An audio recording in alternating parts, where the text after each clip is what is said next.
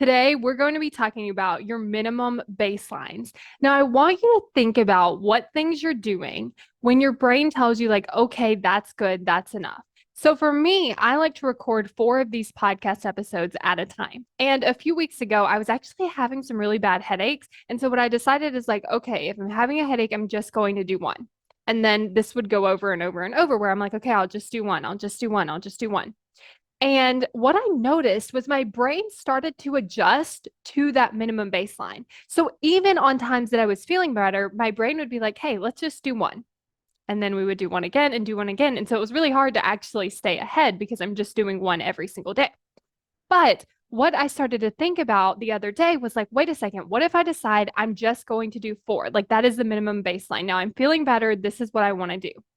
And then I noticed how much easier it was to get my brain to do 4, where it seemed really hard to move past 1. Now it's like, okay, we just do 4, so we just record them and then we're done. And so I want you to think about where could you add in these minimum baselines where you can just say, okay, here's what I'm doing. And you might actually want to raise it. So instead of me having that minimum baseline at 1, which is what had started to happen, I just started telling myself, like, no, the minimum amount that we do is 4. And so, as you can start to do this, you can allow your brain to make it easier to actually get the thing done because it already knows, like, hey, we're doing 4 versus you telling yourself, like, we just have to do one. And then when you want to do another one, it feels so much harder because your brain's like, no, you said 1, and then that was it.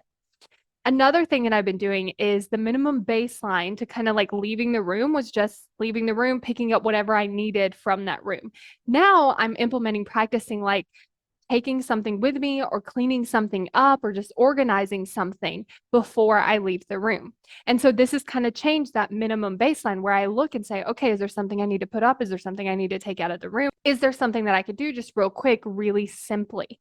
And what this has allowed me to do is just start to see these little changes because I've changed that minimum baseline. Instead of just the minimum baseline being walking out of the room, it's like, no, the minimum baseline is I'm going to take something, I'm going to organize something, I'm going to clean something before I leave the room.